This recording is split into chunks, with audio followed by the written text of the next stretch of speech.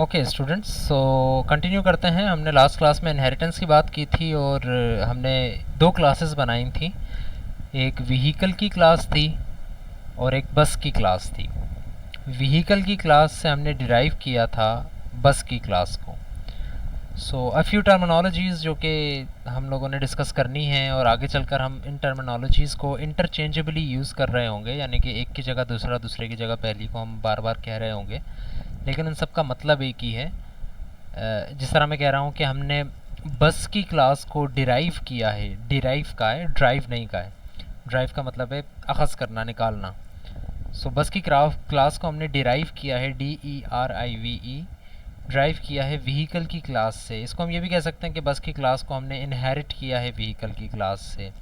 बिल्कुल इसी तरह बस को हम कहते हैं कि बस इज़ अ चाइल्ड क्लास, और व्हीकल को हम कहते हैं कि vehicle is a parent class. इसी तरह बस को हम ये भी कह सकते हैं कि it is a sub class और it is a super class, या इसी तरह इट इज़ अ से डिराइव्ड क्लास, और इसको कह देते हैं कि it is a base class. ये बेस है और इससे ड्राइव हुई भी है ये वाली क्लास।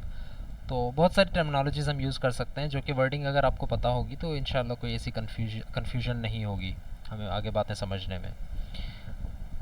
सो ओके, व्हीकल डॉट एच में हमने ये सारी चीज़ें बनाई। Vehicle dot C P P में हमने उस फंक्शंस की डेफिनेशंस दे दी। बस डॉट सी पी पी में हमने इसकी ब्लूप्रिंट रखा। बस डॉट सी पी पी में हमने ये सारे फंक्शंस लिख दिए, राइट। और फिर main dot C P P में हमने बस का एक ऑब्जेक्ट बनाया और उसके थ्रू हमने बस प्रिंट डेटा को कॉल किया, और प्रिंट डेटा से फिर हमने I think number of wheels print करवाए। नंबर ऑफ़ व्हील्स जो कि सॉरी, गेट इंजन पावर को कॉल किया, जो कि बस का फंक्शन नहीं था बल्कि व्हीकल डॉट एच का फंक्शन था। तो इट वाज अ कंसेप्ट जिससे हमने ये सीखा कि आप एक क्लास के मेंबर फंक्शन से दूसरी क्लास का मेंबर फंक्शन भी कॉल कर सकते हो, as long as that class is derived from the class in which this specific member function is defined. ठीक है। सो अभी तक हमने यहीं तक बात रखी थी। अब हम कुछ पावर पॉइंट की स्लाइड से दो चार बातें सीख लेते हैं और फिर दोबारा कोड की तरफ आएंगे। पहले कंसेप्ट समझ लेंगे, उसके बाद कोड की तरफ आएंगे। सो यहाँ तक तो हम बात कर चुके थे कि पब्लिक इनहेरिटेंस क्या होती है, प्राइवेट इनहेरिटेंस क्या होती है, and so on so forth. So अब कुछ स्लाइड्स मैंने इसके बाद ऐड की हैं इसी लेक्चर में। टाइप्स ऑफ इनहेरिटेंस हम आज डिस्कस करेंगे, जिनमें सबसे पहली type single inheritance, multi level inheritance, hierarchical inheritance और फिर मल्टीपल इनहेरिटेंस है। रिमेंबर कि these are not hard coded types of inheritance, यानी कि ऐसा नहीं है कि आपको हर जगह पर यही चारों टाइप्स मिलेंगी किसी जो है इनहेरिटेंस की। It's not like the speed of light के वो एक कांस्टेंट है और हर बुक में आप उसको एक ही नंबर से रेफ़र किया जाएगा, but it is more like language dependent thing. For example single inheritance क्या होती है, इसके ऊपर डिटेल में बात करेंगे हम। फिर आती है multi level. Hierarchical inheritance is not, many books do not define hierarchical inheritance as another type of inheritance। क्यों, उसको भी आगे चल के बात करेंगे। इसी तरह मल्टीपल इनहेरिटेंस की अगर हम बात करें तो मल्टीपल इनहेरिटेंस जो है it is mainly related to C plus plus. C hash या जावा में आई डोंट थिंक कि मल्टीपल इनहेरिटेंस सपोर्ट की जाती है।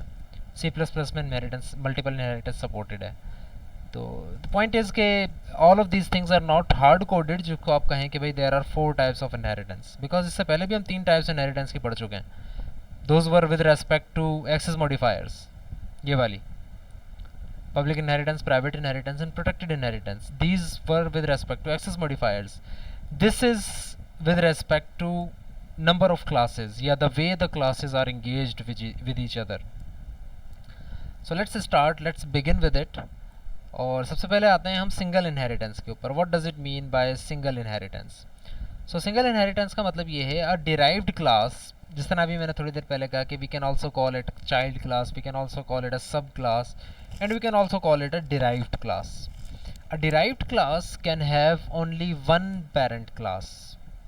This is the basic idea of single inheritance, कि जो आपकी डिराइव्ड क्लास होगी उसका सिर्फ एक ही पेरेंट होना चाहिए, एक से ज़्यादा क्लासेस से इनहेरिट नहीं होगी वो। This is the basic concept of single inheritance. It is one of the simplest forms of inheritance, और ये वही इनहेरिटेंस है जिसको हमने लास्ट क्लास में भी डिस्कस किया था और जिसका हमने कोड भी देख लिया था कि एक क्लास है वो सिर्फ एक ही क्लास से डिराइव हो रही है। जिस तरह जो बस की क्लास है वो कितनी क्लासेस से ड्राइव हो रही है, वो सिर्फ एक क्लास से ड्राइव हो रही है, and that class is vehicle. So इस फॉर्म ऑफ इनहेरिटेंस को कहते हैं सिंगल इनहेरिटेंस, सिंगल पेरेंट जिसमें हो। तो अगर आप नीचे की इमेज देखें तो इसमें आप देख सकते हैं कि जो बी है that is actually the derived class and it is driven from what, it is driven from class A. Sorry, it is derived from class A.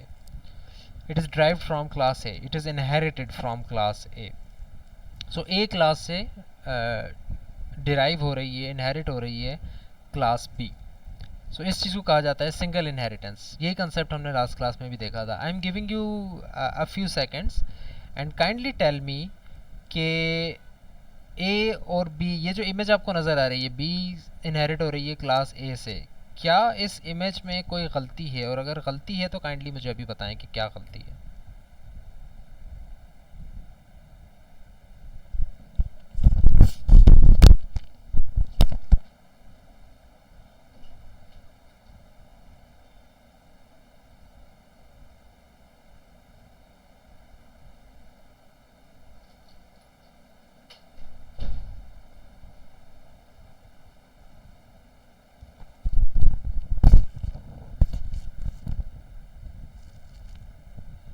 Yes, exactly right. A few answers are correct here. Abdul Qadir, Mehar Khan, Niazi, इनके जवाबात बिल्कुल सही हैं।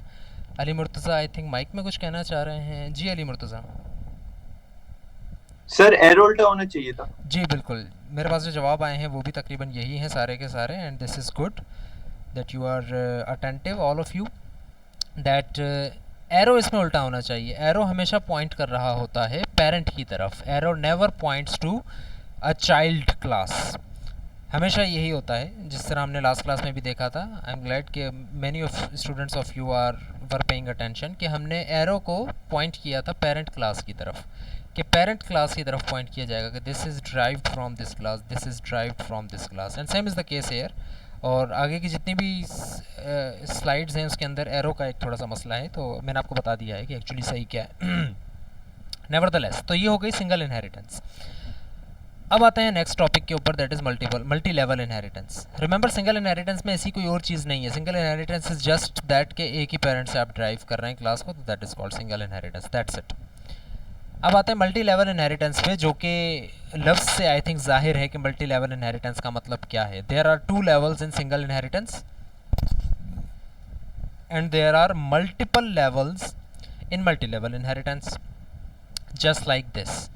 A derived class will be inheriting a base class, and as well as the derived class will also act as the base class to another class, right? So आप B class को inherit कर रहे हैं class A से, and just like that आप C class को inherit कर रहे हैं class B से। सो इस सिचुएशन के अंदर हम कहेंगे कि it is multi level inheritance. It does not limit you to only 3 levels of inheritance, it can be 4 levels, it can be 5 levels. The concept is just this, that one class exists in this level, in this type of inheritance. There is at least one class which is both child and parent class. It is child to some other class, it is parent to some other class. अगर कोई एक class भी ऐसी exist कर रही है आपकी inheritance के अंदर जो कि चाइल्ड भी है और पेरेंट भी है, तो इस सिचुएशन में हम कहते हैं this is multi level inheritance. Although हम प्रोग्रामिंग के अंदर इस वर्ड को यूज़ नहीं करते, but if you look at this image तो आप ये कह सकते हैं कि C is actually a grand child class of A. C is a child class of B, but it is a grand child class of A. Programming में हम इस वर्ड को आगे जाकर शायद ही कभी यूज़ करें, हम प्रोग्रामिंग में इसको कभी यूज़ नहीं कर सकते, but just for the sake of learning, क्योंकि इमेज को देखकर हमें कोई चीज़ें याद होनी चाहिए, तो दिस इमेज रेफर्स टू कि C is actually a grand child of class A. Excuse me a minute, I have got a call.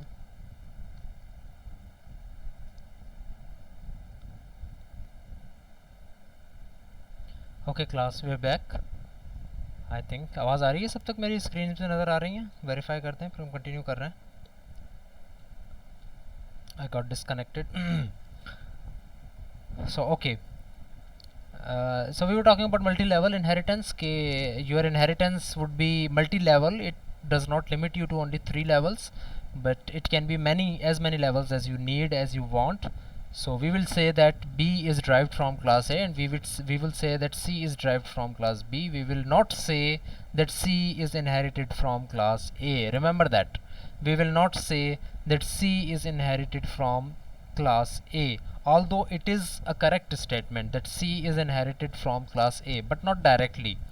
It is indirectly inherited from class A. Directly it is only inherited from B, and all of the things that are in B that are inherited from class A will be inherited to C, but we are dependent only on B. We are not dependent on A. Let's suppose यहाँ पे कोई protected member होता तो क्या वो हमारे पास accessible होता? तो नहीं होता obviously, because या private member होता तो वो हमारे पास accessible नहीं होता, because we inherited the class from B. We did not inherit the class from A. So ये कही जाती है मल्टी लेवल इनहेरिटेंस. रिमेंबर कि इसमें भी एक ही पेरेंट है, सिर्फ लेवल्स ज़्यादा हुए हैं. किसी भी क्लास के एक से ज़्यादा पेरेंट नहीं होंगे मल्टी लेवल इनहेरिटेंस में. अब आते हैं तीसरी तरह के इनहेरिटेंस के ऊपर, and that is called hierarchical inheritance. और जो हायरार्किकल इनहेरिटेंस है, इसका मतलब ये है कि it is basically a mixture of the previous two types of inheritance that we discussed. Number one was single inheritance and the other one was multi level inheritance. ये उन दोनों इनहेरिटेंस की टाइप्स का मिक्सचर है, and that this is called hierarchical inheritance, which was why I said कि हर class इसको inheritance की टाइप नहीं समझती. हर किताब में ये आपको नहीं मिलेगी कि it is a specific type of inheritance. It is a mixture of the previous two types. तो इसमें क्या चीज़ है? इसमें देखें सिंगल इनहेरिटेंस भी हो रही है, यानी कि it is strictly following the rule. It is strictly following this rule कि आपकी एक क्लास जो है वो सिर्फ एक ही पेरेंट से इनहेरिट हो रही है, एक से ज़्यादा पेरेंट से इनहेरिट नहीं हो रही. It is strictly following this rule. और इसी तरह मल्टी लेवल इनहेरिटेंस का भी ये रूल फॉलो कर रही है कि at least there is one class which is also a parent and also a child. जिस तरह बर्ड की क्लास को अगर आप देखें तो बर्ड की class is a child class and it is also a parent class. It is a child class of animal, it is a parent class of parrot. इसी तरह रेप्टाइल को अगर आप देखें तो reptile is a parent class of lizard, it is a child class of animal. But remember, there is not any class in this hierarchical structure. There is not any class which is derived from more than one class, which is the basic idea of single inheritance. So this is also single inheritance. This is also multi-level inheritance. So it is called hierarchical inheritance because this shows you a hierarchical structure of classes. Hierarchical का मतलब ये होता है कि tree की तरह का जो स्ट्रक्चर होता है उसको हम हायरार्किकल स्ट्रक्चर कहते हैं. जिस तरह फैमिली ट्री बनाया जाता है, हायरार्की दिखाई जाती है. तो वो जो हायरार्की होती है, हायरार्की मतलब है कि something is derived from something and that something is derived from something, और उससे तीन चीज़ें निकल रही हैं, उससे दो चीज़ें निकल रही हैं. ये जो स्ट्रक्चर होता है इसको कहा जाता है हायरार्किकल स्ट्रक्चर. तो हायरार्किकल इनहेरिटेंस की शक्ल जो है वो हायरार्किकल स्ट्रक्चर की तरह होती है, बिकॉज इसमें सिंगल इनहेरिटेंस भी है और इसमें मल्टी लेवल्स इनहेरिटेंस भी है. करेक्ट. सो अब कुछ क्लास हायरार्कीज़ की अगर हम बात करें तो let's suppose there is an example of community member. Community member, या इसको आप समझ लेंगे पर्सन. कम्युनिटी मेंबर यानी कि सोसाइटी में रहने वाला एक बंदा. So there is a community member. Community member से कितनी क्लासेस ड्राइव हुई हैं? 3. सबसे पहली क्लास एम्प्लॉई, दूसरी क्लास स्टूडेंट, तीसरी क्लास अलमनस. अलमनस किसे कहते हैं? अलमनस कहते हैं एक ऐसे शख्स को जो कि एक सर्टेन यूनिवर्सिटी, एक सर्टेन एजुकेशनल इंस्टीट्यूट से पास आउट हो चुका हो, उसको कहते हैं अलमनस.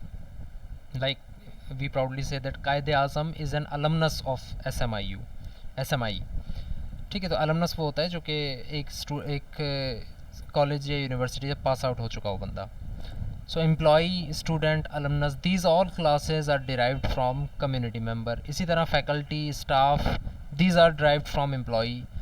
Undergraduate and graduate, these are derived from student class. And इसी तरह professor and instructor are derived from class faculty. So यहाँ पर अगर आप देखो तो वही बात हो रही है कि सिंगल इनहेरिटेंस से there is no single class जो कि एक से ज़्यादा पेरेंट्स से इनहेरिट हो रही हो. सारी क्लासेस एक ही पेरेंट से इनहेरिट हो रही हैं. इसी तरह कोई भी क्लास उठा लें, ग्रेजुएट एक ही से इनहेरिट हो रही है, स्टूडेंट से. हाँ, स्टूडेंट फिर कम्युनिटी मेंबर से हो रही है. So just like I said कि हम ये नहीं कहेंगे कि ग्रेजुएट जो है वो कम्युनिटी मेंबर से इनहेरिट हो रही है. कम्युनिटी मेंबर से सिर्फ 3 क्लासेस इनहेरिट हो रही हैं, और उन तीनों वो तीनों की तीनों क्लासेस सिर्फ कम्युनिटी मेंबर से ही इनहेरिट हो रही हैं और किसी क्लास से इनहेरिट नहीं हो रही। ऑल राइट, सो इसमें सिंगल इनहेरिटेंस भी है और मल्टी लेवल भी है, बिकॉज इस एम्प्लॉय को अगर आप देखो तो it is also a child class community member, और it is also serving as a parent class of faculty and staff.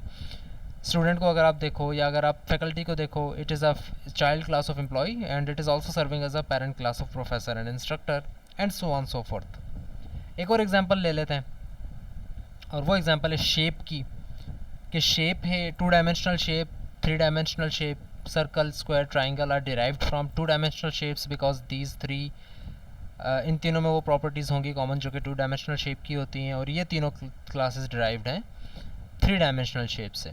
तो यहाँ पर भी सिंगल इनहेरिटेंस हो रही है और मल्टी लेवल इनहेरिटेंस हो रही है। तो hierarchical inheritance is a mixture of multi level inheritance and single inheritance. अच्छा, एक और बात ज़रा समझ लीजिएगा कि इनहेरिटेंस जो है ना, उसको एक और वर्ड भी कहा जाता है। सिर्फ इनहेरिटेंस को नहीं, और भी चीज़ें होती हैं, बट इनहेरिटेंस को भी एक वर्ड कहा जाता है that we call is a relationship. जब हमने इनहेरिटेंस स्टार्ट की थी, हमने स्पेसिफिकली बात यहीं से स्टार्ट की थी कि it is another way of relating 2 और मोर क्लासेस। जिस तरह कंपोजिशन को किस तरह से रिलेट करते हैं, आपकी एक क्लास का ऑब्जेक्ट दूसरी में बना देते हैं, तो रिलेट हो गई एक तरह से दोनों क्लासें। एक क्लास का पॉइंटर दूसरी में बना दिया, एग्रीगेट कर दिया, रिलेशनशिप हो गया दोनों क्लासेस के दरमियान। 2 क्लासेस के पॉइंटर्स एक तीसरी क्लास में बना दिए, वो तीनों क्लासेस आपस में रिलेट हो गई। इसी तरह इनहेरिटेंस को देखो तो यहाँ पर भी यही हो रहा है कि 2 क्लासेस आपस में इनहेरिट हो रही हैं, रिलेट हो रही हैं किसी तरीके से। तो ये जो रिलेशनशिप की टाइप है ना इनहेरिटेंस, इसको कहा जाता है इज़ अ रिलेशनशिप। क्यों कहा जाता है इसको इज़ अ रिलेशनशिप? बड़ी कॉमन प्रैक्टिस है, क्योंकि आप अगर इस एग्जाम्पल को देखो या किसी भी इनहेरिटेंस के एग्जाम्पल को देखो तो यू कैन से this sentence. Which sentence? Circle is a 2 dimensional shape, square is a 2 dimensional shape, triangle is a 2-dimensional shape, 3-dimensional shape is a shape, cube is a 3-dimensional shape, right? बिल्कुल इसी तरह अगर आप यहाँ पर आओ तो आप क्या कह सकते हो कि भाई instructor is a faculty, undergraduate is a student, alumnus is a community member, faculty is an employee, right? तो इनहेरिटेंस को इज़ अ रिलेशनशिप भी कहा जाता है, बजाय इसके कि आप हर दफ़ा इसी बात को रिपीट करें कि professor is inherited from faculty. आप ये भी कह सकते हैं कि प्रोफेसर इज़ अ फैकल्टी। सो अगर आपके सहन में ये जुमला आ गया कि this thing is this thing, तो इसका मतलब है कि इज़ के बाद जो आप कह रहे हो दैट इज़ पेरेंट क्लास, इससे पहले जो आप कह रहे हो that is a child class. Apple is a fruit, तो fruit is the parent class, जिस तरह हम एग्जाम्पल्स ले रहे थे। Fruit is a parent class, apple is a child class. Bus is a vehicle, bus is a child class, vehicle is a parent class. So इस relationship को आप is a relationship भी कह सकते हो। इसी तरह अगर आप कंपोजिशन की बात करो तो कंपोजिशन इज़ अ रिलेशनशिप नहीं होता, बल्कि वो क्या होता है? Has a relationship. क्यों? अगर आप 1 मिनट के लिए इसको रिवाइव करो अपने जहन के अंदर, तो क्या था कि भाई एक क्लास ए ने क्लास बी का ऑब्जेक्ट बनाया हुआ था अपने अंदर एक डेटा मेंबर के तौर पर। तो जो क्लास बी का ऑब्जेक्ट जो कि अंदर बना हुआ है, जिसको हम कंटेन्ड ऑब्जेक्ट कह रहे थे, हम ये भी तो कह सकते हैं कि जो कंटेनर है it has an object of class B. A के अंदर अगर क्लास से ए के अंदर क्लास बी का एक ऑब्जेक्ट बना हुआ है, तो we will say that A has an object of class B. तो ये जो रिलेशनशिप है ए और बी के दरमियान, इसको हैज़ अ रिलेशनशिप कहा जाता है। A has a B, A has a B. लेकिन इनहेरिटेंस में ऐसा नहीं है, इनहेरिटेंस में इज़ अ रिलेशनशिप है। कहीं पर भी किसी की ऑनरशिप नहीं हो रही, बल्कि क्या हो रहा है कि faculty is an employee. Faculty does not have an object of class employee in it, but it is an employee. Employee के अंदर जो चीज़ें हैं वो फैकल्टी के अंदर आ जाती हैं, राइट? तो इसको हम इज़ अ रिलेशनशिप भी कहते हैं। थोड़ा सा बोलने में आसानी हो जाती है और समझने में भी हमें थोड़ा सा क्लिक कर जाता है कि ये एक्चुअली इनहेरिटेंस की बात हो रही है या किसी और कंसेप्ट की बात हो रही है, राइट? तो इसी तरह हमने यहाँ पर भी देख लिया कि ये चीज़ इससे इनहेरिट हुई हुई है। अब देखें इज़ अ जो रिलेशनशिप है उसको इनहेरिटेंस के अंदर तो हम कह रहे हैं कि भाई इट इज़ अ हम कह सकते हैं, बट इसमें एक कन्फ्यूजिंग बात ये है कि आप ये कह सकते हैं कि circle is inherited from 2 dimensional shape, 2 dimensional shape is inherited from shape. आप ये नहीं कह सकते कि circle is inherited from shape, जिस तरह अभी मैं थोड़ी देर पहले कह रहा था। बट अगर आप इज़ अ की बात कर रहे हो तो इज़ अ के साथ आप कुछ भी कह सकते हो, यानी कि आप ये भी कह सकते हो कि square is a two dimensional shape, और आप ये भी कह सकते हो कि स्क्वायर इज़ अ शेप। आप ये नहीं कह सकते कि square is inherited from shape, आप ये कहोगे कि स्क्वायर इज़ अ शेप। तो इज़ा आप दोनों तीनों के लिए, हर लेवल के लिए इस्तेमाल कर सकते हो, इज़ा आप हर लेवल के लिए इस्तेमाल कर सकते हो, बट इनहेरिटेड फ्रॉम वो सिर्फ पेरेंट के लिए आप इस्तेमाल करोगे मोस्टली, पेरेंट के अलावा आप कहीं पर इस्तेमाल नहीं करोगे। तो क्लास हायरार्कीज़ का एक जुमला और पढ़ लेते हैं हम कि an inherited member is continuously passed down the line. ये वही बात है जो कि आपको होपफुली समझ आ गई होगी अब तक, लेकिन एक और बार मैं आपको बता देता हूँ इस जुमले के तवस्सुत से कि जो इनहेरिटेड मेंबर होता है is continually pass down the line. जैसे कि लेट सपोज शेप के अंदर एरिया का एक मेंबर है, डाटा मेंबर एरिया, क्या वो एरिया इसमें आएगा? यस। क्या वो एरिया इसमें एग्जिस्ट करेगा? यस। क्या वो एरिया इसमें एग्जिस्ट करेगा? यस। आवाज़ नहीं आ रही? Okay wait a minute.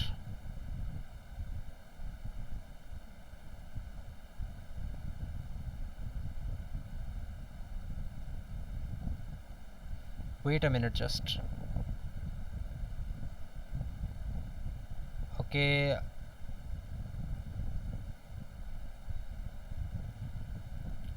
Okay class अब थोड़ी बेहतर है आवाज़?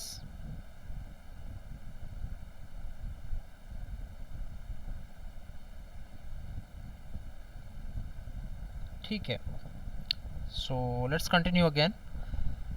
सो वी वर टॉकिंग अबाउट कि हम ये कह सकते हैं कि circle is a two dimensional shape and we can also say that circle is a shape. We can also say that sphere is a three-dimensional shape, and we can also say that sphere is a shape. We cannot always say that sphere is inherited from shape, but we can say that sphere is a shape, right? So ये बात हो गई class hierarchy की।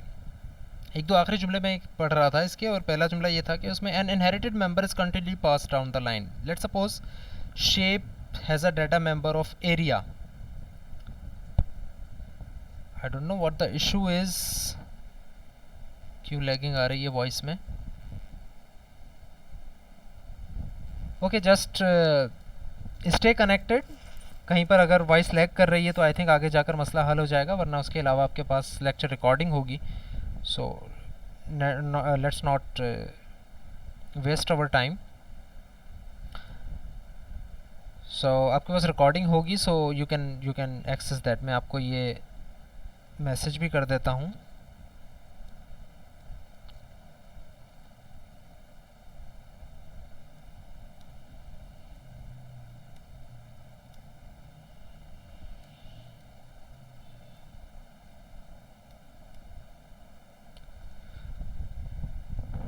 Okay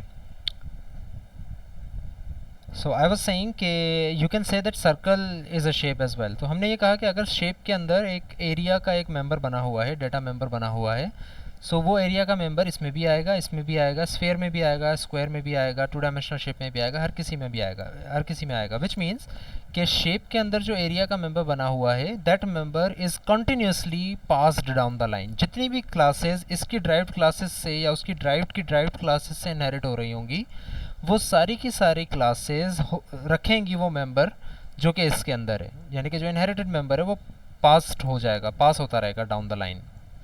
inheritance is transitive. Inheritance जो है वो transitive है। Transitive का मतलब ये है कि if this class is derived from this class and this class is derived from this class, then we can say that this is a this is indirectly derived from this. जैसा कि अभी मैंने यहाँ पर लिखा था कि चलें मुझे पहले ये बता दें कि ट्रांजिटिव प्रॉपर्टी क्या होती है। तो transitive property works something like this in mathematics. If a is equal to b greater than b and b is greater than c, then a is greater than c। ये है transitive property कि अगर something is greater than something and that something is actually greater than another thing, तो वो जो पहली और आखिरी चीज़ में रिलेशनशिप होगा वो भी ग्रेटर का ही रहेगा। If 5 is greater than 4 and 4 is greater than 2, then obviously 5 is greater than 2. तो ये होती है ट्रांजिटिव प्रॉपर्टी। तो यही चीज़ यहाँ पर है, if circle is derived from this and this is derived from this, then we can say that this is indirectly derived from this. Reverse नहीं हो जाएगा रिलेशनशिप कि अब ये चीज़ जो है ये पेरेंट हो जाए और ये जो है वो चाइल्ड हो जाए। It is indirectly derived from this. Right. So when we are talking about a good class design, तो क्लास डिज़ाइन तो हम इससे पहले भी कर रहे थे और हमने ये कोशिश की कि हमारी क्लास डिज़ाइंस बेहतर से बेहतर हों.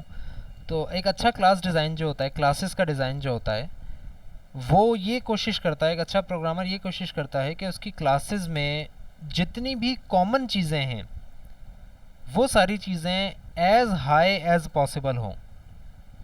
लेट सपोज इसकी अगर हम एग्जांपल लेते हैं तो से name name is a data member.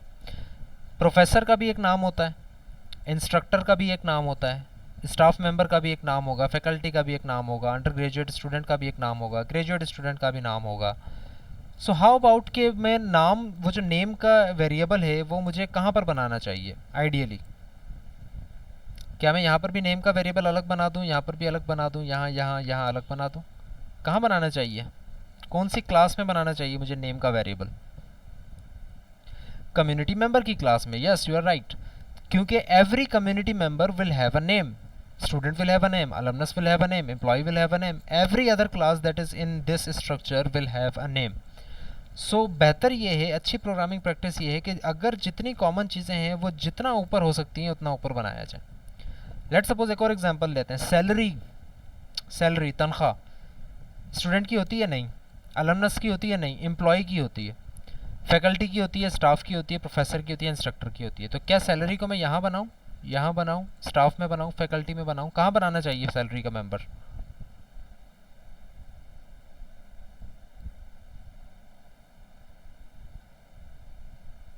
Good. Employ की क्लास के अंदर हमें सैलरी का जो है मेंबर बनाना चाहिए. क्या मैं कम्युनिटी मेंबर में नहीं बना सकता? मैं कम्युनिटी मेंबर में नहीं बना सकता because that would not be reasonable. वो रीज़नेबल नहीं होगा. कम्युनिटी मेंबर में अगर मैं सैलरी बना देता हूँ तो स्टूडेंट में भी बन जाएगा और अलमनस में भी बन जाएगा और यहाँ पर इनका कोई यूज़ नहीं रहेगा. एम्प्लॉई में इसका सिर्फ यूज़ है और एम्प्लॉई के चिल्ड्रन में उसका यूज़ होगा, इसलिए मैं एम्प्लॉई में सैलरी बना दूंगा. So it is good programming practice. अगर जितनी भी कॉमन चीज़ें आपको क्लासेस में नज़र आ रही हैं वो एज़ हाई एज़ पॉसिबल, जितने ऊपर लेवल पर आप उसको डिफ़ाइन करो उतना ज़्यादा बेहतर है.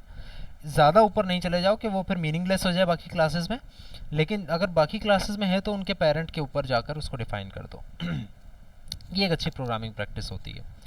सो अब आते हैं हम कोडिंग की तरफ.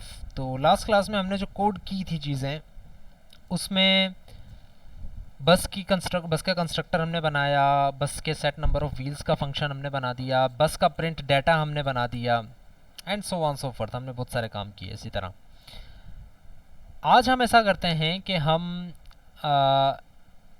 अच्छा, इसमें हमने जो स्पेसिफिक चीज़ हमने इनहेरिटेंस की वजह से सीखी वो क्या थी वो मैं आपको आइडेंटिफाई करके यहाँ पे बता देता हूँ. बाकी सारी चीज़ें वही हैं, गेटर सेटर्स और कंस्ट्रक्टर्स वगैरह. वो ये है कि हमने प्रिंट डाटा जो कि बस की क्लास में है, यहाँ से हमने गेट इंजन पावर के फंक्शन को कॉल किया जो कि बस की क्लास में नहीं है, जो कि पेरेंट क्लास में. और बस की क्लास के अंदर से जब हमने गेट इंजन पावर को कॉल किया तो ये वाला फंक्शन कॉल हुआ और इसने रिटर्न इंजन पावर किया. और ये जो इंजन पावर था ये बना हुआ भी नहीं था बस की क्लास में, बल्कि इंजन पावर इसका डाटा मेंबर है.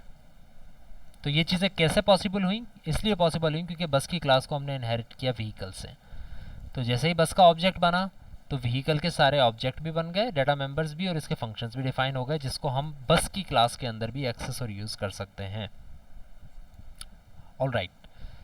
So moving further from it, और हम ऐसा करते हैं कि एक और क्लास बनाते हैं. बस की क्लास हमने बना दी थी, अब हम एक और क्लास बनाते हैं. लेट्स से कार की क्लास बना लेते हैं. Right, car dot H. Now bear with me और मेरे साथ ही रहें जो भी मैं काम कर रहा हूँ. कार की क्लास बनी और इस क्लास के अंदर अभी मैं इंडिपेंडेंट ही बना रहा हूँ, अभी मैंने इनहेरिट नहीं किया किसी भी चीज़ से. ओके, कार की क्लास में प्राइवेट डाटा मेंबर रख लेते हैं कुछ, जिसमें से एक रख लेते हैं हम something that is in car and not in bus और vehicle. Give me some examples of that. Something that is specifically a car data and not a bus or vehicle data.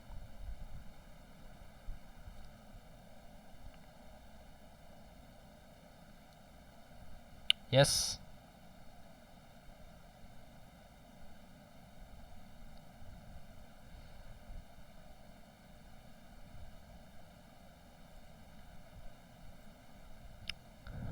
Students, can you hear me? I'm waiting for your examples, waiting for your suggestions that which data member should be written here that is specifically related to car and it does not reside in bus or vehicle.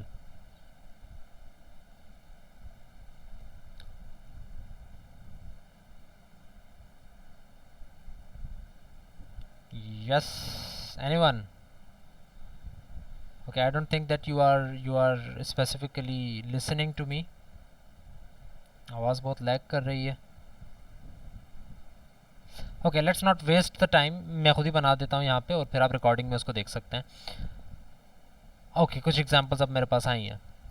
That there is fuel, there is status of vehicle, public और private. ठीक है, सो चलें हम ये कर लेते हैं कि फ्यूल कौन सा लेती है ये. ठीक है, कार फ्यूल जो है वो ये चलें, फ्यूल तो बस भी लेती है. खैर, something that is only specific to car. Owner, string owner कर देते हैं हम. ओनर, ओनर का नाम. लेट्स से बस का कोई ऑनर नहीं है, बस is publicly honoured, publicly owned, government on करती है लेट्स सपोज बस को. और स्ट्रिंग ओनर नेम जो है वो कार एक बंदा ऑन करता है. अब इसके पब्लिक मेंबर फंक्शंस पर आते हैं. सबसे पहले हम इसका एक डिफ़ॉल्ट कंस्ट्रक्टर बनाएंगे और इसके बाद हम एक सॉरी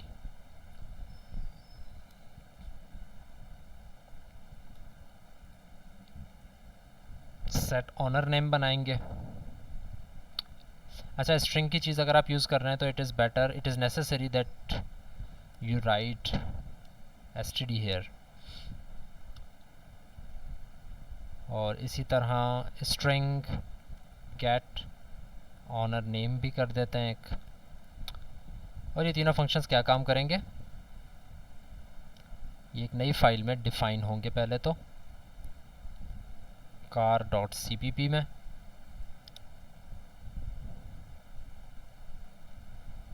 और यहाँ पर सबसे पहले तो हम hash include iostream, hash include car.h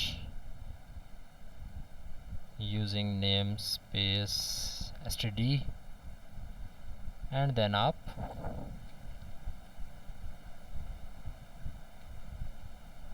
इन फंक्शंस को डिफ़ाइन करना स्टार्ट करेंगे.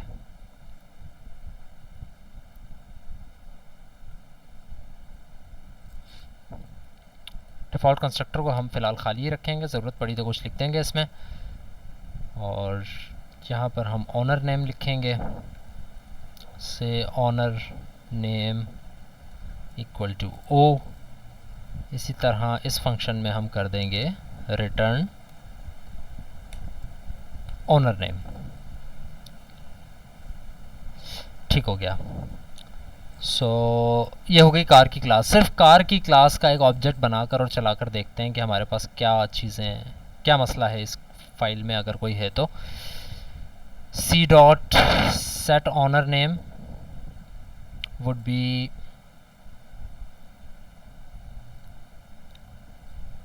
ऐसे एनी नाम हम यहाँ पर दे देते हैं, अली रज़ा कर देते हैं से. और इसी तरह हम प्रिंट डाटा या गेट करके यहीं पर हम प्रिंट करवा देंगे. तो हम ये करते हैं कि C dot get owner name कर देंगे और ये चीज़ यहाँ प्रिंट करवा देंगे. Cout sorry cout owner name is car's owner name is कर देंगे. कार्स ऑनर नेम को हम यहाँ पर प्रिंट करवा देंगे.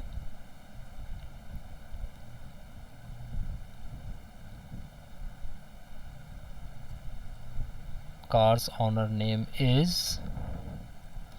तो हमने सिर्फ यही किया है कि कार का ऑब्जेक्ट एक बनाया है, उसका सेट ऑनर नेम कर दिया कोई, और हम फिर सी आउट कर रहे हैं कार का owner name handle handle and चलिए अब इसको रन करके देखते हैं व्हाट आर द इश्यूज। सबसे पहला इशू तो मेरे जहन में है और वो ये है कि कार इंक्लूडेड नहीं है यहाँ पे। So what would we do, we would include car dot H share. So हम ये इंक्लूड करने के बाद जब इसको रन करेंगे तो आई होप कि हमारे पास अब एक जवाब आ जाएगा and the output is here. सबसे पहले तो बस बना और बस का सेट नंबर ऑफ व्हील्स 6 हो गया। बी डॉट प्रिंट डाटा जब कॉल हुआ तो ये वाली चीज़ कॉल हुई। इसमें सबसे पहले प्रिंट हुआ vehicle's engine power, get engine power करके, and that was a garbage value. और buses number of wheels are 6 और उसके बाद car's owner name is Ali Raza. ठीक है, तो यहाँ तक हम बात कर चुके हैं। अभी पहली बात तो ये है कि हमने हमारे पास जब ये प्रिंट हुआ, दोबारा प्रिंट देख लेते हैं इसका, तो यहाँ पर गार्बेज वैल्यू इसलिए आ रही है क्योंकि इंजन पावर की वैल्यू हमने कोई सेट नहीं की। जब ये फंक्शन कॉल होता है तो आप यहाँ पर आ जाते हैं सेट नंबर ऑफ व्हील्स के अंदर और सिर्फ नंबर ऑफ व्हील्स सेट हो रहे हैं, दैट्स इट। इसके अलावा कोई वैल्यू आप सेट नहीं कर रहे हैं यहाँ पे। तो जब कोई वैल्यू सेट नहीं हो रही और आप प्रिंट करवा रहे हो गेट इंजन पावर, तो सेट इंजन पावर तो कहीं कॉल हुआ ही नहीं। तो हम ऐसा करते हैं कि सेट इंजन पावर को कॉल करते हैं और एक सेट इंजन पावर की वैल्यू सेट करवाने की कोशिश करते हैं। ठीक है, तो हम ये कहना चाह रहे हैं कि जो हमारे पास आउटपुट आ रही है, आउटपुट में हमारे पास जो एक चीज़ गलत आ रही है, गलत क्या आ रही है, गार्बेज वैल्यू जो आ रही है। जब आप ये प्रिंट करते हैं तो गार्बेज वैल्यू आ रही है, इंजन पावर का भी सेट नहीं हुआ। तो हम ये चाह रहे हैं कि सेट इंजन पावर के थ्रू इंजन पावर भी एक दफ़ा सेट करवा लें और फिर जो है ताकि हमारे पास गार्बेज वैल्यू नहीं आए। तो सेट इंजन पावर का फंक्शन मैं ऐसा करता हूँ, कॉल करवा लेता हूँ यहीं से। क्या मैं मेन से, ये सवाल आपके ऊपर है और आप मुझे इसका जवाब देंगे स्टूडेंट्स जिन जिन तक मेरी आवाज़ पहुंच रही है, कि क्या मैं यहाँ पर B dot set engine power कर सकता हूँ? इज़ इट ओके कि मैं सेट इंजन पावर कर दूँ यहाँ पे से 3000? वुड इट बी ओके और नॉट?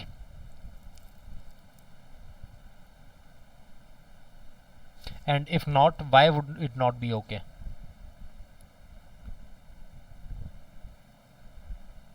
आपको मैं CPP और दिखा देता हूँ दोबारा अगर आपने देखना है तो। ये है व्हीकल की क्लास और ये है बस की क्लास।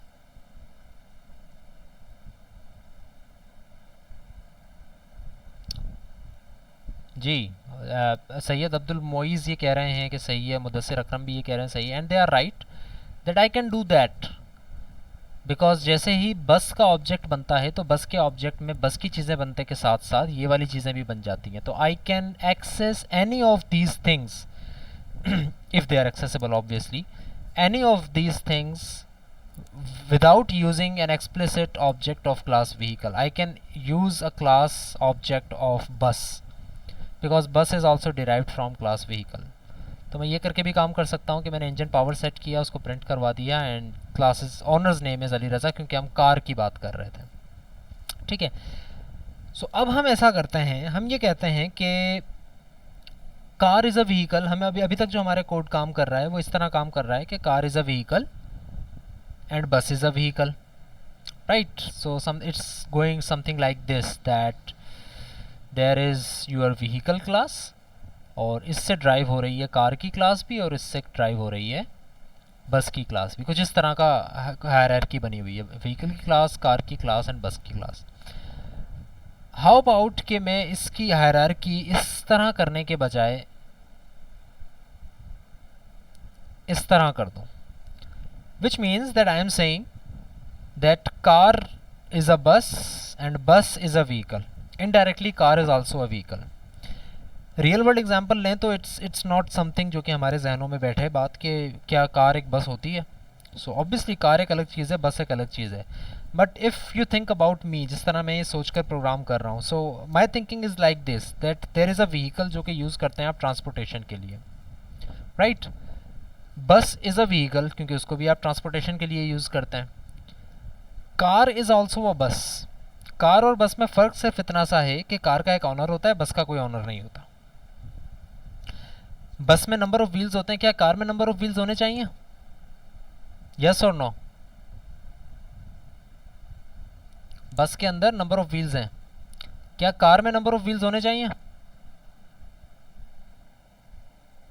ये और ने।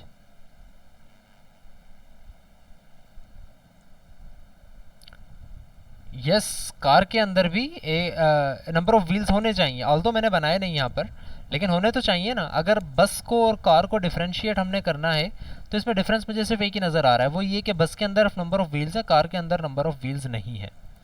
ठीक है, विच इज़ नॉट समथिंग जो कि एक्चुअली सही हो, राइट। सो हाउ अबाउट कि मैं कार की क्लास को बस की क्लास से इनहेरिट कर लूँ, सॉरी पब्लिकली इनहेरिट कर लूँ।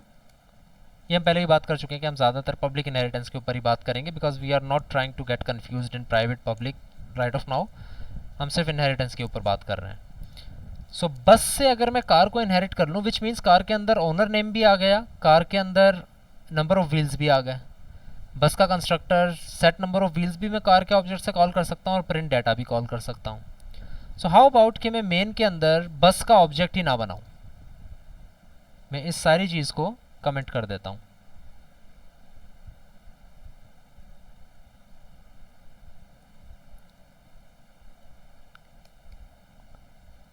और मैं कार के through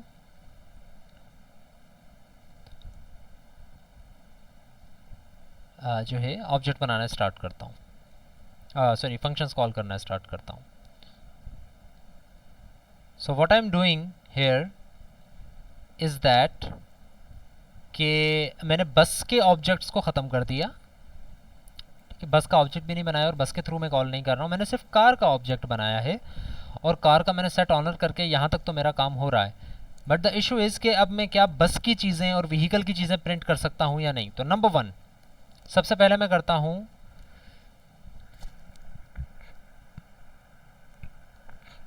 set number of wheels. Car के 4 पहिए होते हैं let's suppose, and C dot set engine power, engine power कर देता हूँ मैं 5000। अब मैं कहता हूँ कि सी डॉट प्रिंट डाटा। ना रिमेंबर कि ये प्रिंट डाटा किसका फंक्शन है, क्या ये बस का है, क्या ये व्हीकल का है? It is a function of बस। और अगर आप ये देखो तो इस प्रिंट डाटा के अंदर गेट इंजन पावर भी खुद ब खुद कॉल हो रहा है, यानी कि यहाँ पर मुझे अलग से इंजन पावर प्रिंट करने की ज़रूरत नहीं है, वो ये प्रिंट डाटा का फंक्शन खुद ब खुद कर रहा है। So what I am saying is that के सी के थ्रू मैंने बस के फंक्शन को भी कॉल किया, सी के थ्रू मैंने व्हीकल के फंक्शन को भी कॉल किया, not directly but indirectly. How कि मैंने ये बनाया सी का एक ऑनर, सॉरी सी कार का एक ऑब्जेक्ट, उसका ऑनर नेम सेट कर दिया, उसके ऑनर नेम को गेट करके प्रिंट करवा दिया, फिर मैंने सेट नंबर ऑफ व्हील्स किया 4। Set number of wheels is an object, is a function of class bus. So I can do this because car is inherited from bus. इसी तरह मैं प्रिंट डाटा को भी कॉल कर सकता हूँ C dot करके, ये भी हो रहा है। इसी तरह मैं C dot set engine power भी कर सकता हूँ, बिकॉज सी के अंदर बस है और बस इनहेरिटेड है और बस जो है वो पब्लिक से व्हीकल से इनहेरिटेड है। तो मैं ये काम भी कर सकता हूँ, मैं ये काम भी कर सकता हूँ, मैं ये काम भी कर सकता हूँ। द डिफरेंस इज जस्ट कि प्रिंट डाटा को जब मैं कॉल कर रहा हूँ तो प्रिंट डाटा खुद ब खुद व्हीकल को गेट इंजन पावर करके प्रिंट कर रहा है, अलग से मुझे करने की ज़रूरत नहीं है, राइट। तो अगर ये फंक्शन अलग होता तो मैं अलग भी कर देता इसको ड्राइव, लेकिन अब चूंकि अलग नहीं है ये, तो मैं सिर्फ प्रिंट डाटा को कॉल करूँगा और मेरे पास गेट इंजन पावर भी प्रिंट हो जाएगा। So let's try to run it and see के इसमें क्या क्या इश्यूज़ हैं। There are a few issues that I am already anticipating, but let's see के कौन कौन से इश्यूज़ आते हैं। So we are trying to run it, और मैं इसको रन करके और फिर हम देखते हैं कि इसमें क्या क्या इश्यूज़ आते हैं। कुछ इश्यूज़ मैं ऑलरेडी एंटिसिपेट कर रहा हूँ, उसके ऊपर बात करेंगे, but let's try to run it. सबसे पहला इशू ये है कि it is not recognizing what this is, कि बस क्या है। सो ऑब्वियसली मुझे बस को इंक्लूड करना पड़ेगा यहाँ पर, बस dot H. The issue that I was anticipating is not already hair, आएगा वो इशू, देखते हैं क्या है। ये है वो इशू कि व्हीकल की क्लास बार बार डिफाइन हो रही है। रीडेफिनेशन क्यों हो रही है डिफाइन? बेयर विद मी, मेरे साथ रहेंगे तो आपको ये बात समझ में आएगी, राइट? अगर आपके पास इंटरनेट सही नहीं चल रहा है, आप इस वीडियो को देख लीजिएगा बाद में, और आप इस वीडियो में मेरे साथ रहिएगा कि मैं क्या क्या कह रहा हूँ। सो मैं ये कह रहा हूँ कि जब मेन में आते हैं आप सबसे पहले, तो सबसे पहला काम क्या होता है कि बस डॉट एच इंक्लूड होता है, उसके बाद कार डॉट एच इंक्लूड होता है, और ये सारा काम हो रहा होता है। ओके, जब बस डॉट एच इंक्लूड होता है तो एक्चुअली क्या क्या इंक्लूड हो जाता है? Let's see. बस डॉट एच इंक्लूड जैसे ही होता है, मैं यहाँ पे कमेंट कर रहा हूँ, जैसे ही बस डॉट एच इंक्लूड होता है तो बस इंक्लूड हो जाती है ऑब्वियसली, और साथ ही साथ बस के अंदर व्हीकल इंक्लूड हो रही है तो यहाँ पर व्हीकल भी इंक्लूड हो जाती है, और साथ ही साथ बस के अंदर व्हीकल और व्हीकल के अंदर कुछ भी नहीं। इसका मतलब है कि बस इंक्लूड करने से सिर्फ और सिर्फ बस और व्हीकल इंक्लूड हो जाती है हमारे पास, that's it. But the issue here is कि जब आप कार इंक्लूड करते हो तो सबसे पहले तो ऑब्वियसली कार इंक्लूड होती है, राइट? और इसके बाद कार इंक्लूड होने के बाद जैसे ही कार डॉट एच इंक्लूड होता है तो कार डॉट एच में बस डॉट एच इंक्लूड हो रहा है, लेट्स सी। तो जब कार डॉट एच इंक्लूड होती है तो कार भी इंक्लूड हो जाता है, और साथ ही साथ बस डॉट एच भी इंक्लूड हो जाता है। ये इशू है यहाँ पे। इंक्लूड के इशू को हम यहाँ पर डिटेल में डिस्कस कर रहे हैं, और हम ये कह रहे हैं कि जब आप बस डॉट एच को इंक्लूड करते हो तो बस इंक्लूड हो जाती है ऑब्वियसली, और बस डॉट एच के साथ साथ व्हीकल डॉट एच भी इंक्लूड हो जाती है। और जब कार डॉट एच को इंक्लूड करते हो तो कार भी इंक्लूड हो जाती है, और कार डॉट एच में बस डॉट एच इंक्लूड हो रही है, इसलिए बस यहाँ पर दोबारा इंक्लूड हो जाती है, राइट?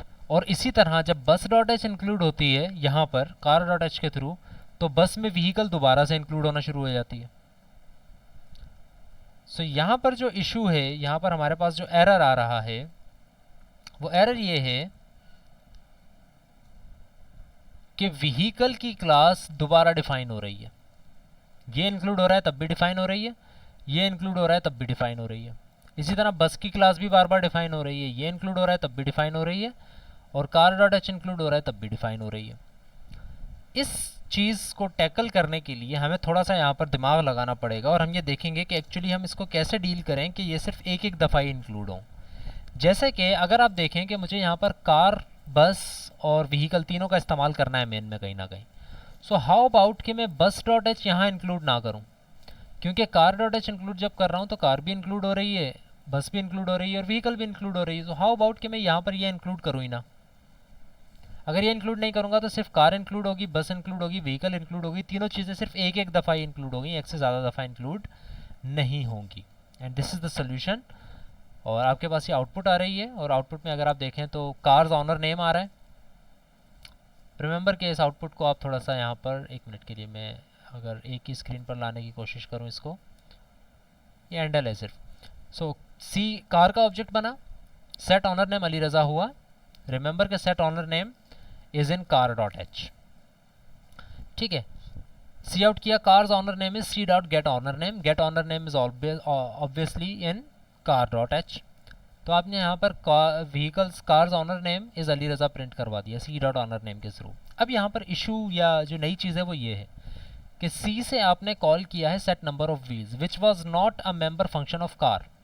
तो ये कार के ऑब्जेक्ट के साथ कैसे कॉल हो रहा है? ये इस वजह से कॉल हो रहा है क्योंकि कार जिस क्लास से इनहेरिट हो रही है ये उसका मेंबर फंक्शन है।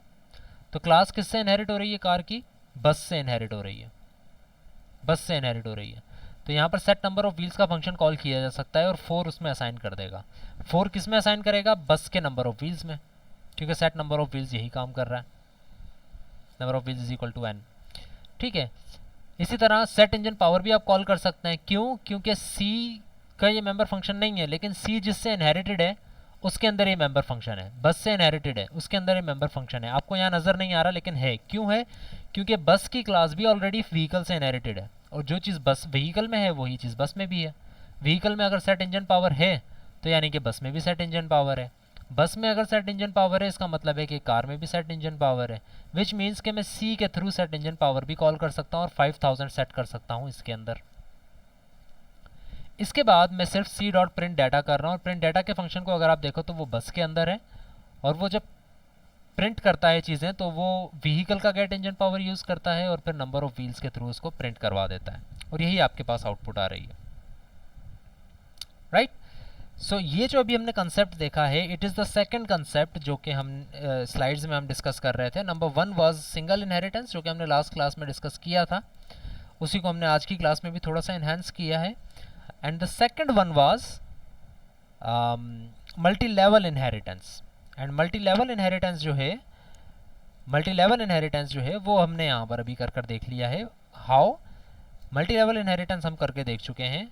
कैसे करके देख लिया है हमने मल्टीपल इनहेरिटेंस के? अगर आप देखें तो कार की एक क्लास है जो कि इनहेरिट हो रही है बस की क्लास से, और बस की क्लास इनहेरिट हो रही है व्हीकल की क्लास से। इस सिचुएशन में आपके सामने जो यहाँ पर कोड नज़र आ रहा है, जो कि मैं आपसे शेयर भी करूँगा ऑब्वियसली, ये कोड है मल्टी लेवल इनहेरिटेंस का। And in multi level inheritance there is no bound. ये नहीं है कि आपने एक क्लास के जिससे आपने इनहेरिट किया है, आप सिर्फ उसी के डाटा मेंबर्स को एक्सेस कर सकते हो। जैसे आप यहाँ पर देखो तो ये किसका मेंबर है? सेट ऑनर नेम, ये इसका खुद का है, यानी कि इसे लेवल ज़ीरो के ऊपर ये काम हो रहा है। यानी कि जहाँ पर आप थे, कार का ऑब्जेक्ट था, उसने उसी क्लास के डाटा मेंबर फंक्शन को कॉल कर लिया। अगर आप यहाँ पर देखो तो इट इज़ एक्चुअली लेवल 1 कि ऑब्जेक्ट कार की क्लास का था, लेकिन उसने अपने पेरेंट के फंक्शन को कॉल किया, बस के फंक्शन को, सेट नंबर ऑफ व्हील्स को, लेवल 1। और अगर आप इस एग्जांपल को देखो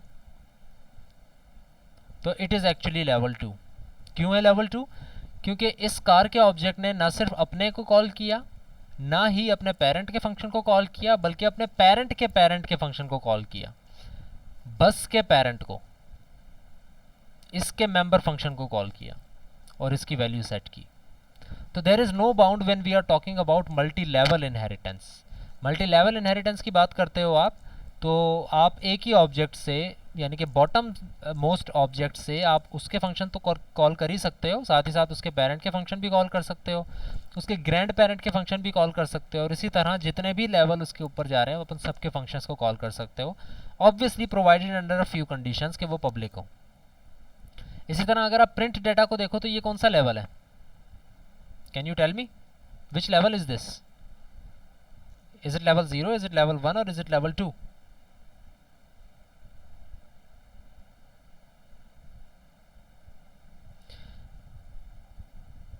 yes, it's actually level 1 because print data is a function of class bus. अगर ये कार की क्लास में ही होता तो it would have been no level 0, but अब ये लेवल 1 पर है, which it is saying that it is calling a function of its parent. But अगर आप प्रिंट डेटा के फंक्शन को देखो तो इसके अंदर एक और इशू, एक और ट्विस्ट भी है, वो ये कि प्रिंट डेटा का फंक्शन अपने पेरेंट के फंक्शन को भी कॉल कर रहा है। अब चूंकि ये मेंबर फंक्शन की डेफिनेशन के अंदर कॉल कर रहा है, तो यहाँ पर मुझे कोई एक अलग ऑब्जेक्ट देने की ज़रूरत नहीं है, क्योंकि मेंबर फंक्शन से आप मेंबर फंक्शंस खुद ब खुद कॉल कर सकते हो। एक मेंबर फंक्शन से दूसरे मेंबर फंक्शन को आप कॉल कर सकते हो without having to use any other object.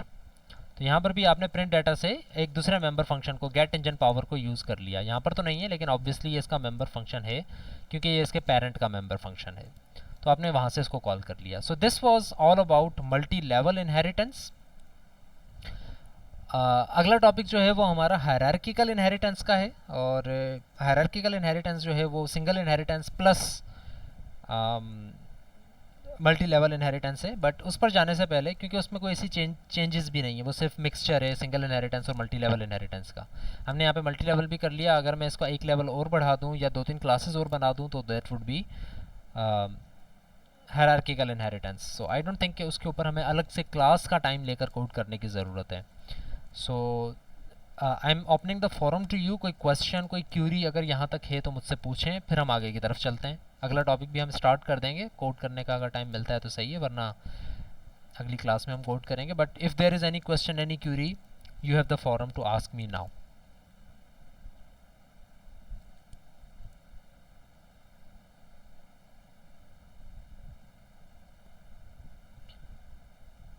Okay, so there are a few questions.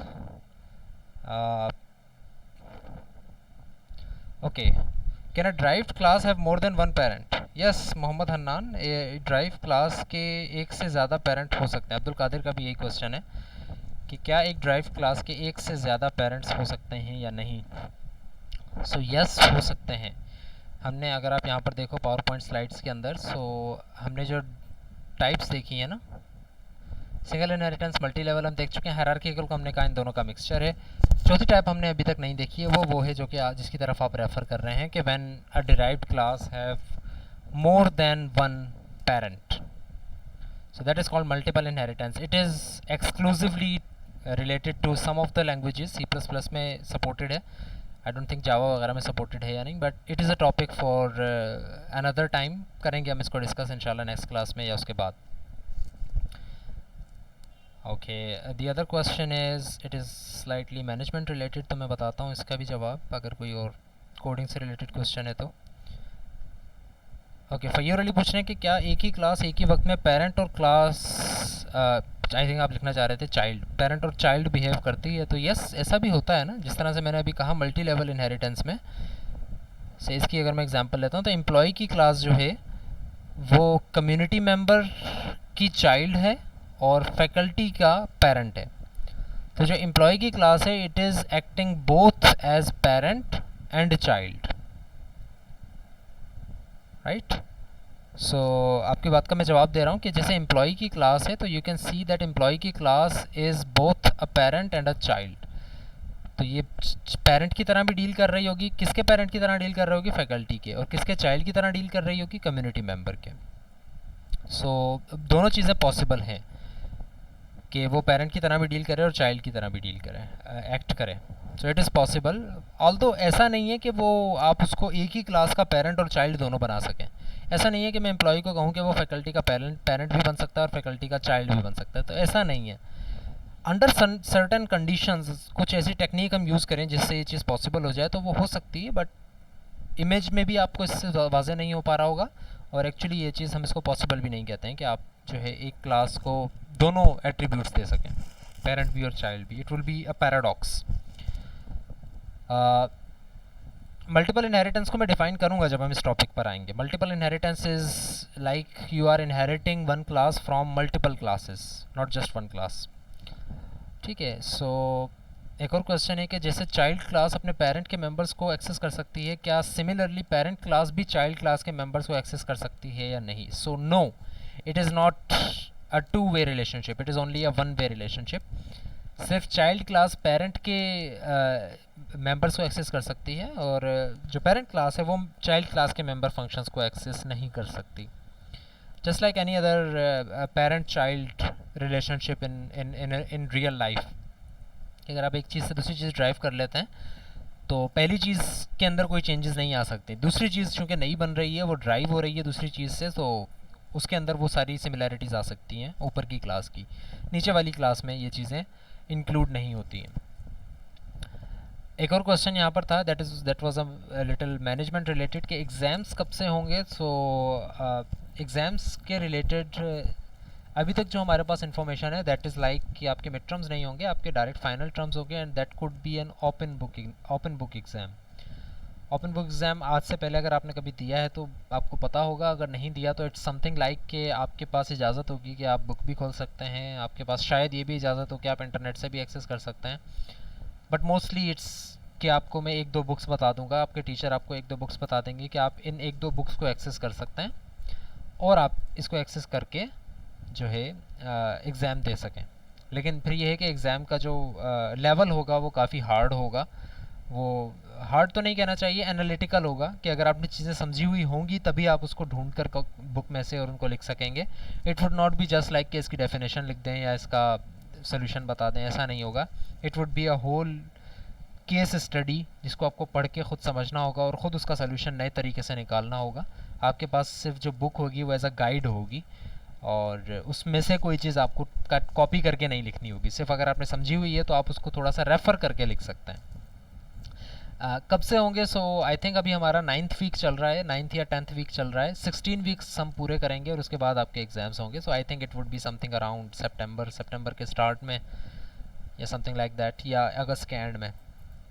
सो अगर हम 9th वीक अभी हमारा चल रहा है, वी स्टिल हैव 6 और 7 weeks left.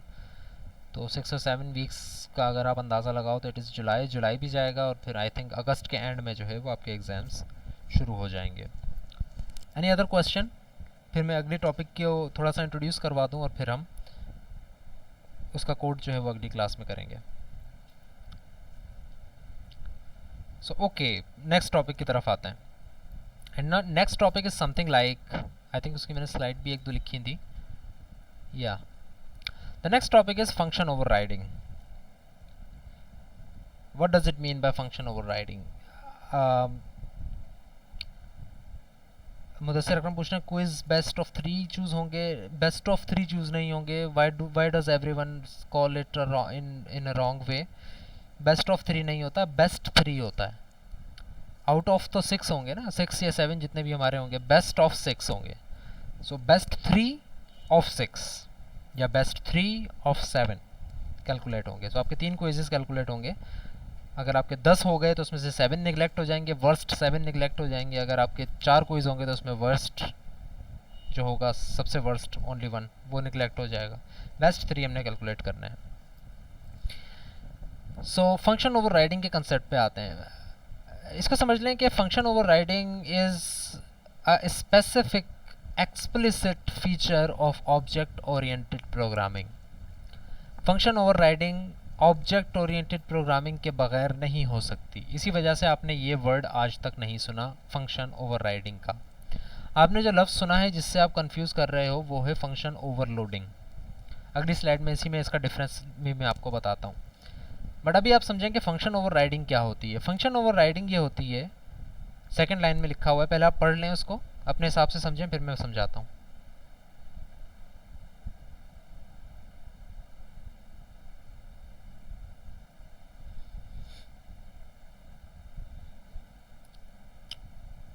Right, parent class में एक फंक्शन दिया हुआ है, सर इस फंक्शन का नाम है प्रिंट डाटा, पेरेंट क्लास के अंदर है। आप जब चाइल्ड क्लास में उसके मेंबर फंक्शंस डिफाइन करते हैं, चाइल्ड क्लास में अपने मेंबर फंक्शंस आप डिफाइन कर रहे हैं, एक्सक्यूज मी,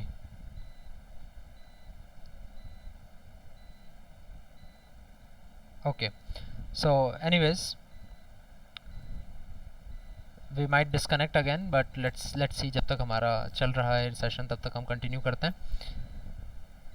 रिमेंबर कि अगर हम डिस्कनेक्ट हो जाते हैं और 5:30 से पहले हम कनेक्ट नहीं हो पाते हैं तो यू वुड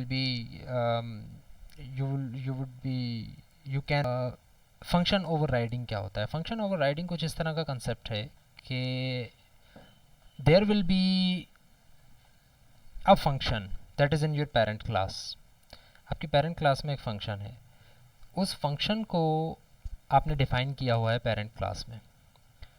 क्या आप उस फंक्शन को उस पेरेंट क्लास के अलावा भी डिफ़ाइन कर सकते हो या नहीं, ये सवाल है। अब इस सवाल का जवाब कुछ इस तरह से है कि let's suppose there is a function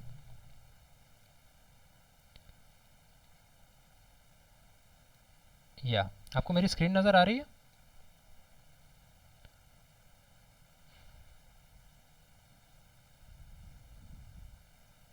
okay, alright, ठीक है। तो मेरी स्क्रीन पे आपको नोटपैड नज़र आ रहा है, इज़ दैट करेक्ट?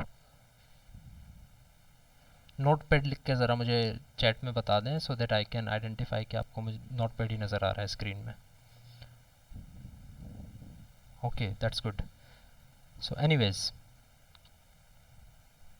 हम ये कहते हैं कि लेट्स सपोज एक क्लास है ए, और उस क्लास के अंदर आपने एक फ़ंक्शन बनाया है से फू के नाम से, एक फ़ंक्शन बना दिया, और इस क्लास के अंदर इस फंक्शन की डेफिनेशन आपने कुछ इस तरह से दे दी कि अभी हम कोड नहीं कर रहे हैं इसका, क्योंकि ये कोड में आगे जाके मैं सिर्फ आपको इसका कंसेप्ट समझा रहा हूँ कि इंस्ट्रक्शन आर जो है यहाँ पर आ जाए, इंस्ट्रक्शन 1 ये यहाँ पर एग्जीक्यूट हो रही है, कोई भी एक इंस्ट्रक्शन है, ये क्लास की डेफिनेशन थी, ख़त्म हो गई। आप अगर एक क्लास बनाते हैं और उसको ड्राइव करते हैं पेरेंट क्लास से, और आप ये चाहते हैं कि इसके अंदर एक फंक्शन बना हुआ हो फू के नाम से, और ये फंक्शन क्या करे, ये इंस्ट्रक्शन रन करे। अब होगा ये कि अभी तक तो लेट सपोज मैं एक और फंक्शन यहाँ पर बना हुआ है, से प्रिंट का एक फंक्शन कोई बना हुआ है, यहाँ पे इसकी कुछ डेफिनेशन है।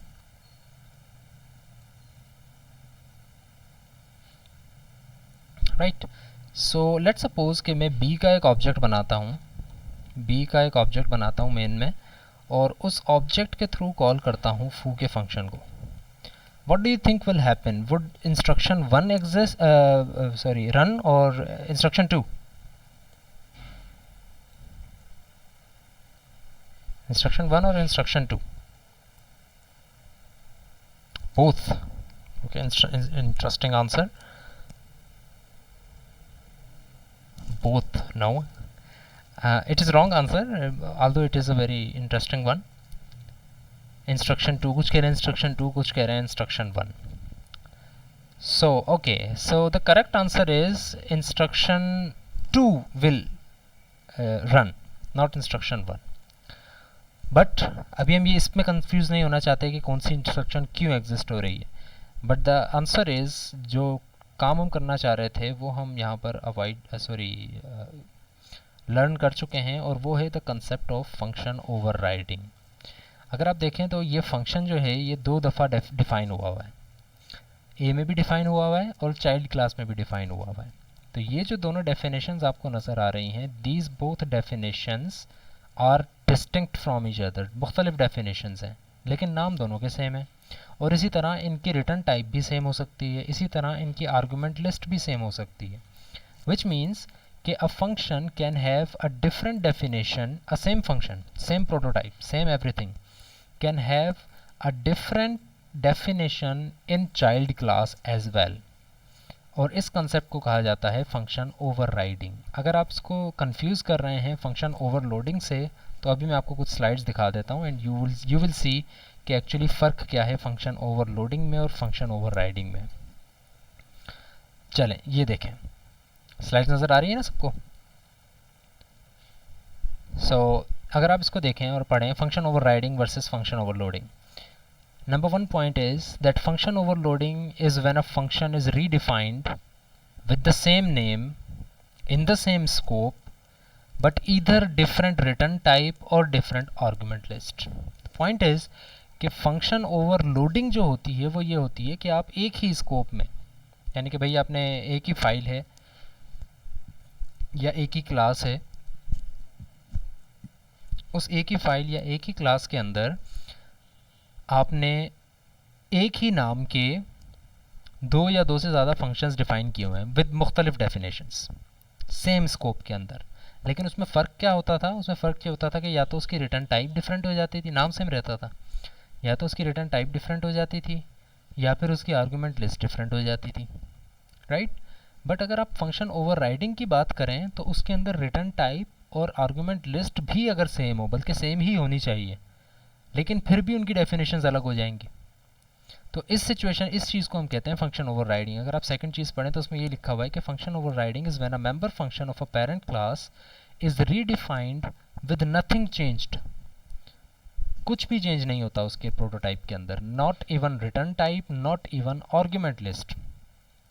इन दोनों में से कोई चीज़ चेंज नहीं होती है. नाम भी सेम होता है, रिटर्न टाइप भी सेम होती है, आर्गूमेंट लिस्ट भी सेम होती है.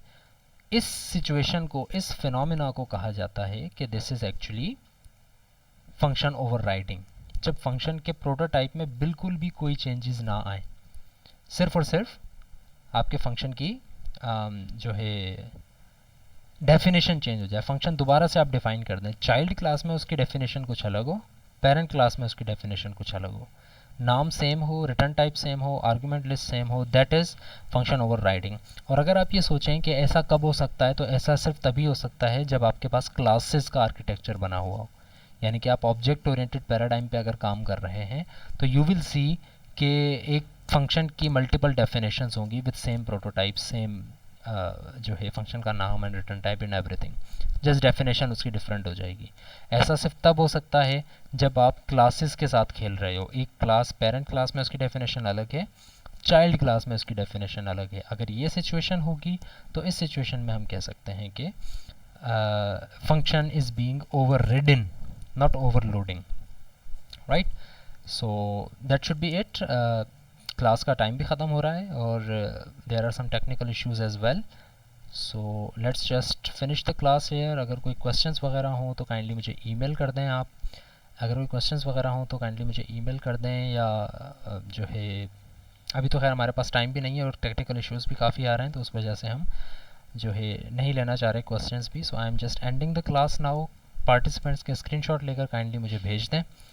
CR पार्टिसिपेंट्स के स्क्रीनशॉट लेकर मुझे भेज दें और क्लास को मैं बस फिनिश कर रहा हूँ। Thank you very much. See you next week.